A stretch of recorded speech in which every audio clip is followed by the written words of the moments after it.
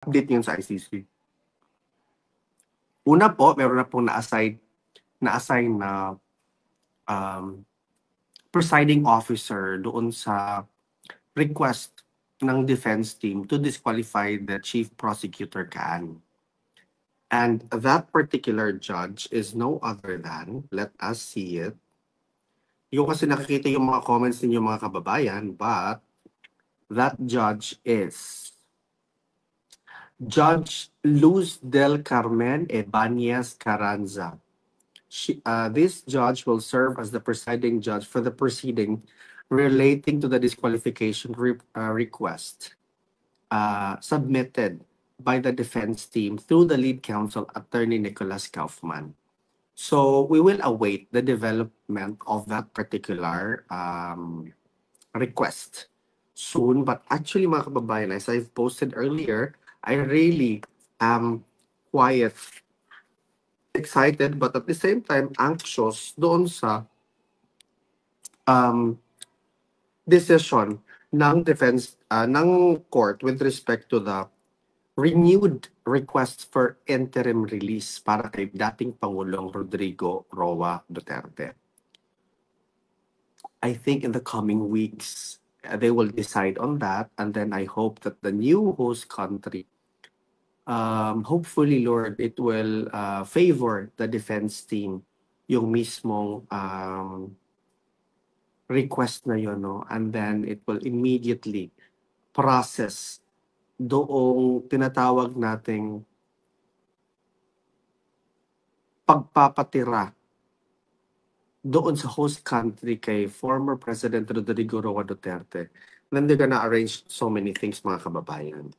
So that's one of the update. And the second update is that ito talaga nakilabutan ako, guys, because the defense did not even request for a deferment or a rescheduling of the confirmation of charges hearing, which, by the way, since March 14, during the arraignment of PRRD, it was already announced then that the confirmation of charges hearing will be on the 23rd.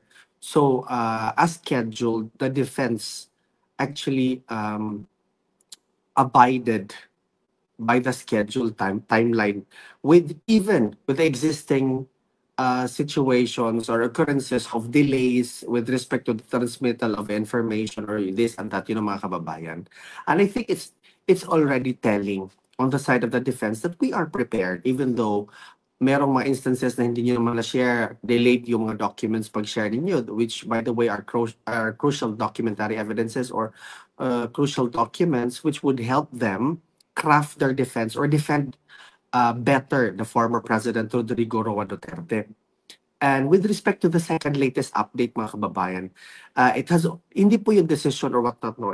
They were just, parang yung defense sinasabi nila, by the way, ito yung manner by which paano ang defense magpuproceed. Ito yung mga series of things that they are going to take into account or do during the confirmation of charges hearing.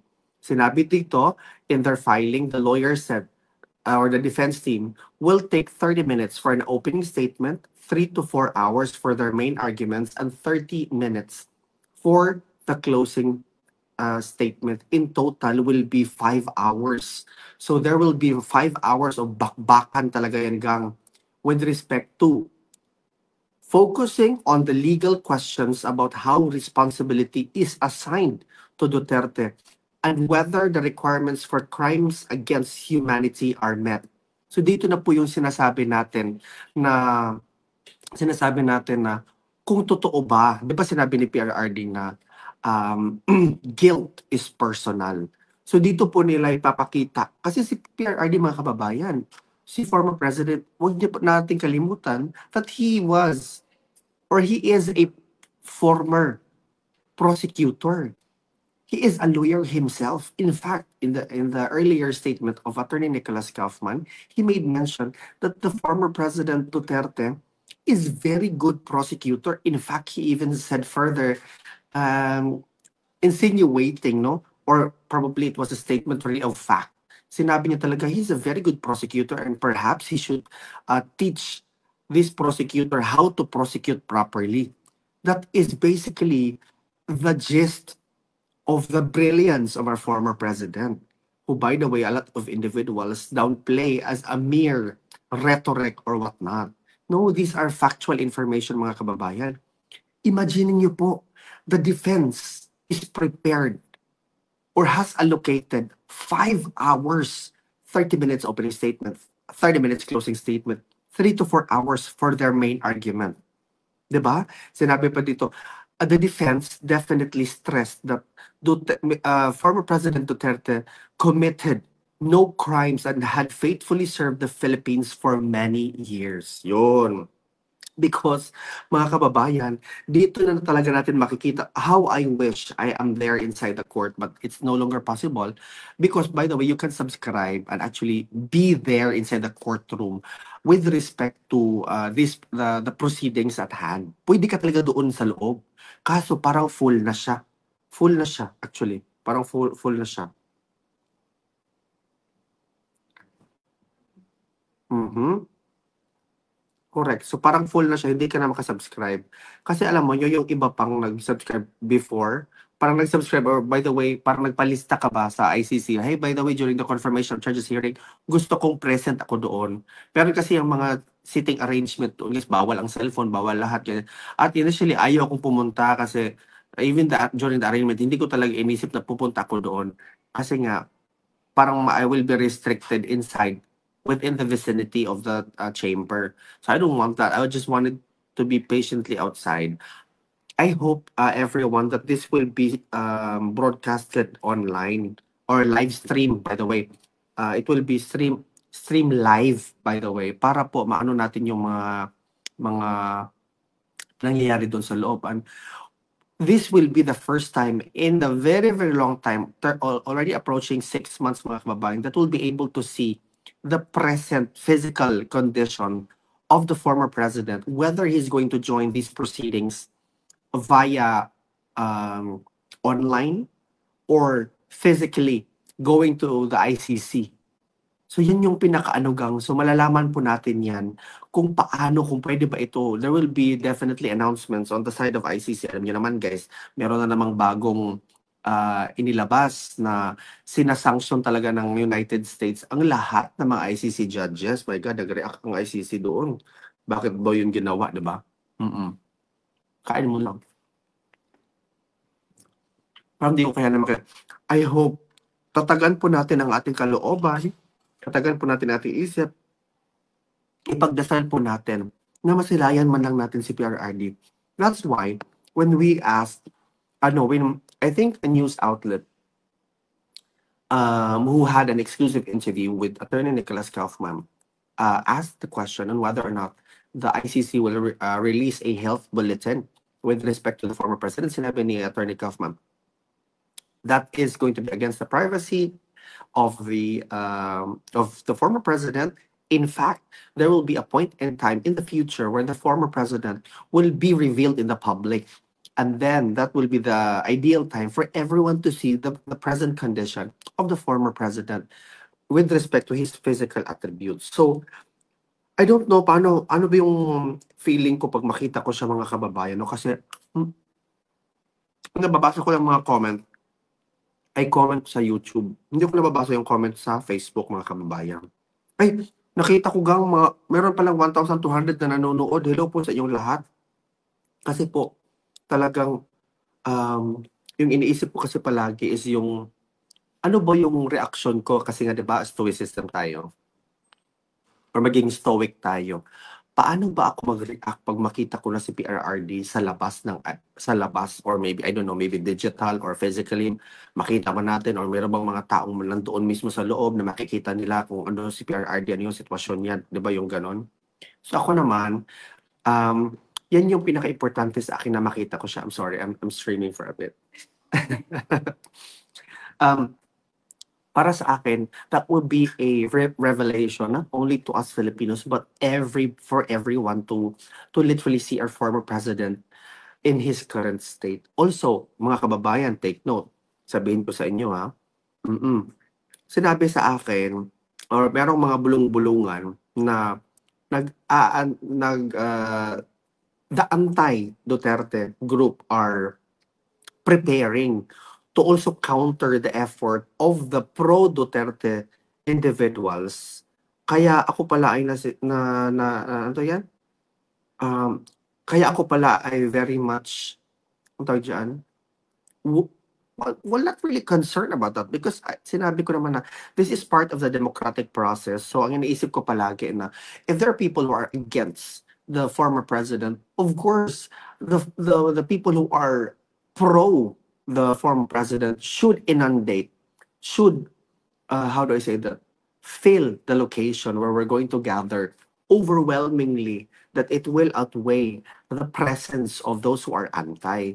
Because mga kababayan, there's actually an event daw sinasabi na parang there is an effort daw on the side of these anti people na they're going to gather from entire Europe daw sila, ganito ganyan. So for me naman, as a democratic loving person, what will I do? So I will just focus on the things that I can, that I have, how to say that, power to control or probably power to, or influence, or I don't know, to take part of whatever it is that I can work on. Doon na lang ako mag-focus. Wala na akong pakialam sa mga antay-antay or mga ganito, ganyan, gang. Wala. Doon lang ako mag-focus sa piniprepare nating event or mga ganyan. Kasi doon talaga ang pinaka-focus ko ngayon.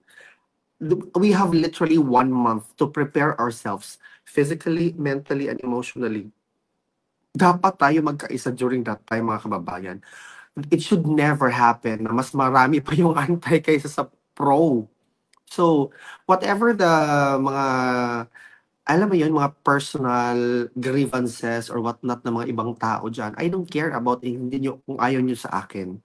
What I care about is for that moment that we really show support and solidarity para kay former President Rodrigo Roa Duterte. Totoo lang.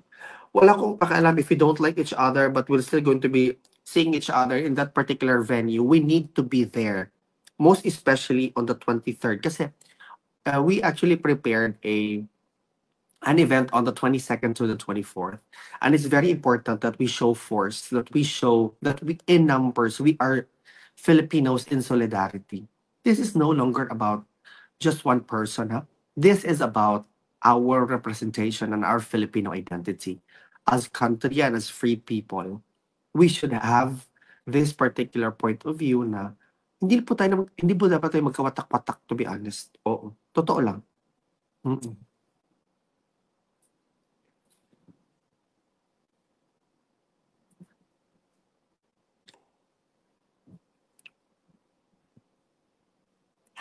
I have tomato, and then I don't know what it is. Ang sarap.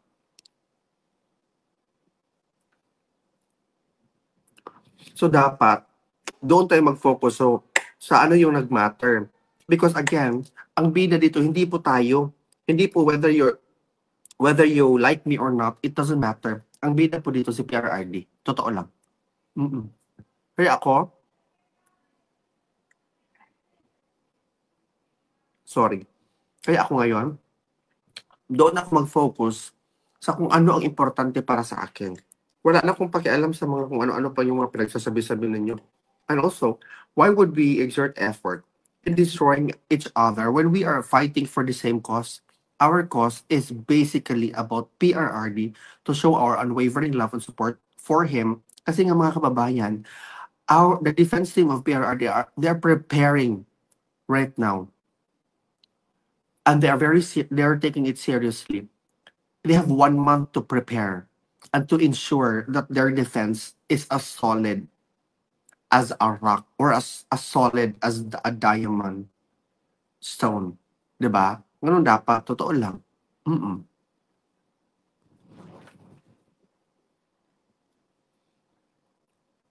Ano daw, dapat meron palaging name mo. Ano kasi, sa live stream lang yan, gang. Hindi yan pwede dito sa Facebook at saka yung sa YouTube. Sa live, ano yan, StreamYard pala. Mm-mm.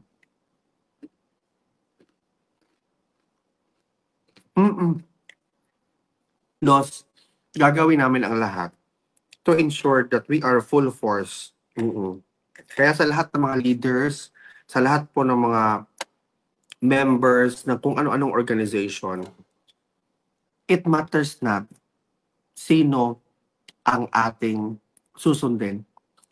It matters is for us to show that we are still one, that we are one, and we will always be one, with even with a, alam mo yun, differing views, even if we don't like each other. But let us remain focused doon sa objective natin. Yes po. Oo.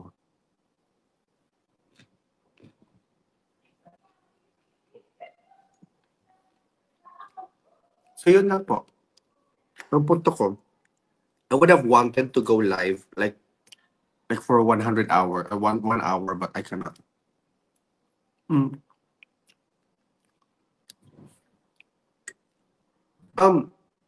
The Duterte Street is open from 10:30 to 6. But I noticed that people only come after lunch, or some few individuals go there in the morning, but it becomes a pattern now consistently that people show up after lunch. So yun po. Sabi ni Maria Teresa Viga lang, Ma'am Maria Teresa Viga, sabi niya, ipakita natin ma'am kasi di ba gusto mo mag-comment ng ganyan. Di ba yung kabastusan. Tandaan mo, pag wala na si PRRD sa The Hague, wrong pang spelling yung The Hague, wala nang manonood sa iyo at ni Aldo. Ma'am, Marisa, wala po akong pakialam ma'am kung wala nang manood sa akin. Hindi bumalik ako sa buhay ko. Anong problema? Why are these insinuations as if that my life is like literally surrounding in this particular activity? This is out from the kindness of my heart. And I feel that this is my duty as a Filipino to do these things. Hindi ko po talaga, alam mo yung binibigay na parang hindi na ako makapahinga kung hindi ko to ginagawa. No, ma'am. I feel this is my duty. So don't insinuate na parang, you know, parang ano bang, yung parang ang tao lang, syempre ang tao nanonood ngayon kasi gusto din nilang malaman ang totoo. Kung ayaw na nilang manood, fine. It's okay. It's not a threat to me kung wala pong manood sa akin. Hindi po ito ang bread and butter ko, ma'am. Kahit isa lang o wala, kahit isa or dalawa or wala nang manood sa akin, it's fine for me. Wala kayong problema yun, actually. Diba? Kasi gusto mo naman yan. Wala. Why are you trying to insinuate na mga ganyan-ganyan? I don't understand why. Because that's the kind, what you think is what you are. Yan yung iniisip nyo. Wala. Hindi ko naman yan iniisip yung mga ganyan.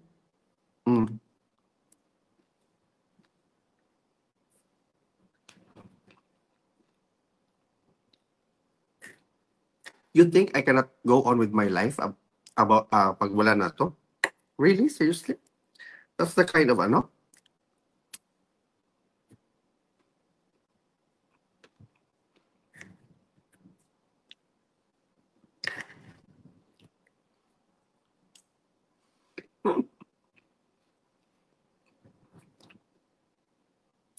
Mas nagproblema pa kayo na walang manood sa akin kaysa sa akin mismo. Wala akong problema, Ginoo ko. So, yun po ang yun po ang pinakapunto ng live ko. Update sa ICC, at saka I hope everybody are having fun doon sa kanilang weekends, yung ganon. Oo.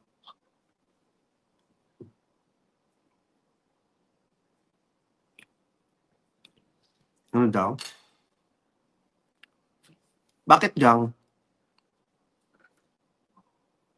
Wala namang problema, Ginoo ko, Lord. So yun po ang pinakapunto ko, mga kababayan, na sana ba na dire-diretso lang tayo sa ating kung ano yung objective natin from the very beginning. At saka we are prepared sa mga of course, you know, it is your right to gather in because you are trying to be. It is a guaranteed right dito sa Netherlands naman yung mag-gather kayo, mga antay or whatnot, no? Kasi karapatan nyo yan. But that doesn't mean that I'm gonna focus on you guys with whatever it is that you're trying to do. No. Definitely not. Doon lang ako sa objective ko. And my objective is to ensure that we have organized events, particularly to ensure that si PRRD, especially during that day, especially during that day, I'm pretty sure na i-imagine ko na how you're going to try to parang create friction or chaos doon mismo sa labas ng ICC. Nakikita ko na, kasi nakita ko na yan before eh. Sa unang-una pa lang, ang konti lang namin, 3 lang nga kami doon na, I remember correctly. Ang rami-rami na, organized sila. Ang dami na nila doon with all the flyers and whatever doon, with all their vigor and alam mo yun, yung talagang enthusiasm na nandoon talaga sila. But natinag ba ako? No.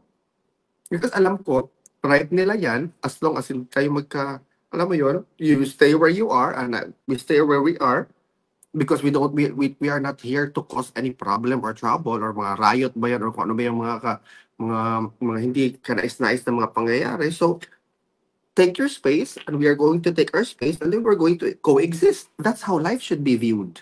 There's no such thing as one way of doing things. Again, we can go back to the analogy that there's so many ways to open a can of tuna. So what's the point? Respetuhan lang to. We are living in one earth. So why do you think that you are very much special when in fact we have different genetic composition or we have different point of views in life? And that's a fact. It's not a rhetoric. Ganun lang. Ano lang tayo, respetuhan lang tayo. Kung gusto mo ng ibang ways or approaches to support a particular cause or movement, fine. But don't impose that particular point of view or ways to everyone, or especially to me, because I also have a different point of view. Kaya nga, di ba, we have different people who also share the same point of view. Then that's why you become a sort of, you represent the same ideology or you represent the same ganito, ganyan. But do not impose on other. Correct, yan naman talaga dapat.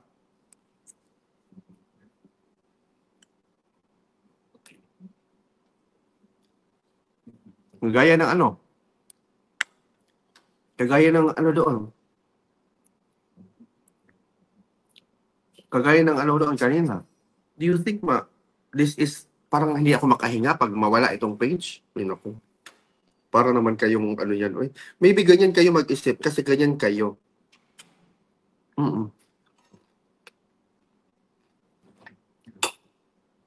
Wala akong, parang namang, the logic is not logicking, to be honest. Kung sinasabi pa yan sa atin, the logic is not logicking, to be honest. Saan? Tapos pag mag-comment ng tas mag-reply ka, this is what I noticed. Somebody says something to me, undesirable statement, like perhaps already in the point of, how to say that, disrespect. Pero, I still see it as a right of an individual to express whatever it is. So, freely, okay, you can say that. Pero, pag ako mag-respond sa inyong mga statement, sasabihin na arrogante ka, hambog ka, ganito ka, lumaki ng ulo ko. Do you see the double standards there? Because I'm seeing it really vividly. Yung mga pinagagagawa. So, kung ayaw mo palang masabihan ka din ng mga whatever, huwag ka nilang magsabi. The world is not all about you. It's not all of it. Still revolves whether you fail or you progress in life. Kaya,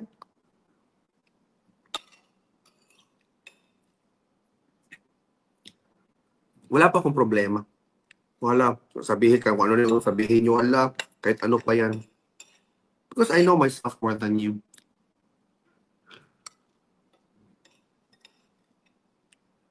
Hindi naman totoo.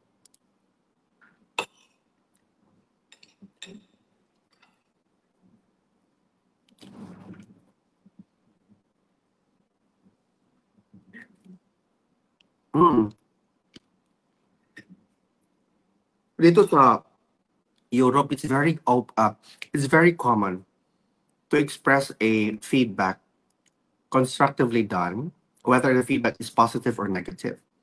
That's an opportunity for you to have a different, or to have an insight on a different point of view from other individual. Yan yung totoo. Hindi po pwedeng ikaw lang ang tama, no? Kaya nga may iba't ibang relihiyon, may iba't ibang ganito, ganyan. That's very basic, no? And this is, ang dami-daming tao na napapansin ko ba na, lalo na yung mga detractors ko, napapansin ko talaga na gusto nilang i-impose sa akin ang kanilang pag-iisip. Nire-respeto ko na nga yung pag-iisip nyo, i-impose nyo pa sa akin. Bakit ganun? I've never imposed my point of view to anyone. Never, zero. Mm-mm. Hindi ko talaga yan uugali. Why would I do that? It's basically saying I am better than you. If you're trying to impose your point of view on others, no. You can criticize, you can express your dissent, but never impose. Mm-mm.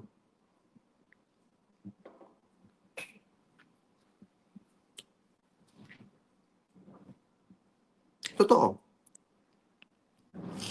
Wala na ako eh. Wala na akong, ano ba yan? Point of view or ganun. Alam mo yun, yung wala na ako. Kainin ko lang to guys. Tapos, hindi naman ako bothered. Hindi ako bothered sa kanila. Totoo. Yung akin is, ang akin, yung point of view ko sa buhay ganito, we all have differences. Kaya nga, iba't iba tayo ng hugis ng ilong. Kaya nga ba, iba't iba tayo ng kulay ng balat. Kahit Pilipino tayong lahat, magkaiba-iba pa rin tayo. Pero sa sitwasyon ngayon sa ICC, we are glued. We are chained. We are in solidarity because of one man and one man alone. And not only the man, but the principles that he uphold. So, yun pa.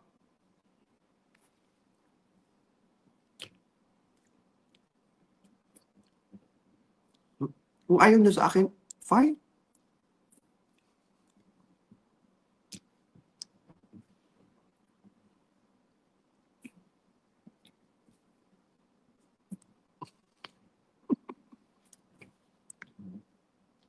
And makatawa pag it's also, I find it very hilarious and funny that these detractors, I don't know, probably it's your job or whatnot, you really go to my post, you go to my live, you go to whatever it is that I'm trying to put out in the platforms I own, to literally write negative things as if I'm going to read it or I'm going to like be disturbed about it or ganito ganyan.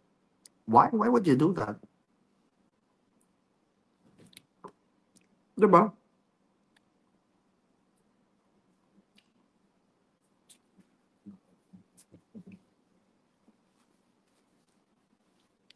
So, mm katulad sa SM Manayban, yung name tag nila, the truth that matters. At saka yung mga banatero, sinasabi din nila, pag magaling, pinapalakpakan, pag hindi, ano?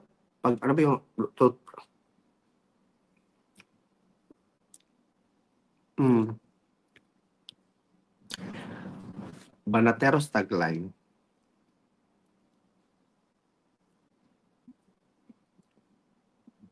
Ano yun? Ano yung sa kanilang tagline gang? Nakalimutan. Pag magaling, palakpakan. Pag hindi, hello Chris, thank you for watching, Christopher Barton. Pag magaling, palakpakan. Pag hindi, something like that. Mm-mm. Pag mali, babanatan. Yun pala. Opo.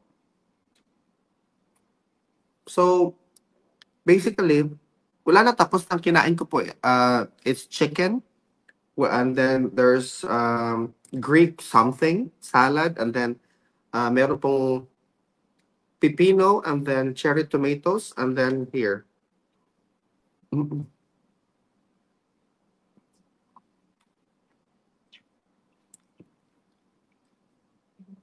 So, I actually find it a bit, mm, kanang, how to say that? Amazing that you really took the time to be here. So, welcome. Yun lang.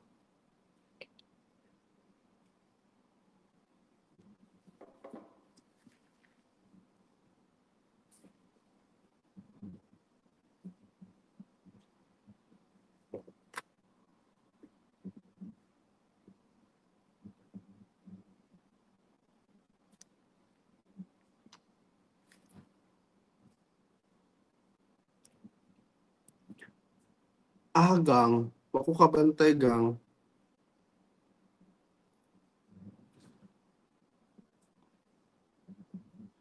So, I guess, sabi niya,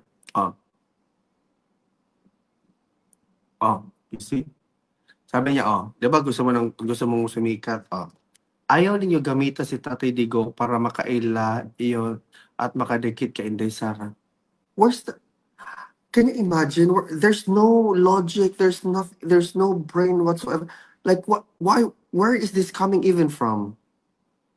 As if ako lang ang nag-cover dyan sa labas ng ICC detention facility. These are the kind of mentality na hindi ko maintindihan where it is coming from. But because for the sake of freedom of speech, for the sake of your guaranteed right of freedom of speech and expression, congratulations. Ayan lang yan. Kasi, hindi naman ang buhay, iba-iba naman tayo ng pananaw. Palagi ko na yan sinasabi. Pero, yun lang masasabi ko sa inyo for now. Kasi ako ay magbabalik na sa work. Hanggang sa dulo po ang ating pagsuporta nito. Maybe later, pagkatapos ko ng work, I will go and go live or whatnot to probably just do some chikahan or whatnot. Maraming salamat po sa inyong pakikinig. Ako po si Alvin ang nagsasabing ang lahat ng ito po ay para sa Diyos, para sa bayan at para sa bawat pamilyang Pilipino. Hanggang sa susunod po nating pagkikita at kabanata ng ating live. Ito po si Alvin. Syukran.